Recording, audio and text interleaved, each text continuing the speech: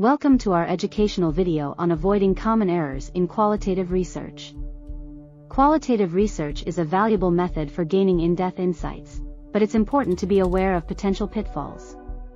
One common error is inadequate planning. It's crucial to carefully design your research questions and methodology. Another error is biased data collection. Ensure your sampling is diverse and your approach is unbiased.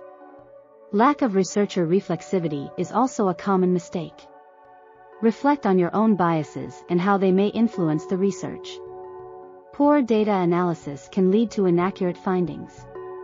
Take time to analyze and interpret the data thoroughly.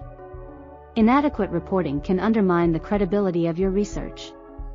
Clearly document your methods and findings. To address these errors, ensure thorough planning, unbiased data collection, reflexivity, meticulous analysis, and comprehensive reporting. By avoiding these common errors, you can enhance the quality and validity of your qualitative research. Remember, qualitative research is a powerful tool when conducted with care and attention to detail. Thank you for watching. Don't forget to subscribe for more educational content.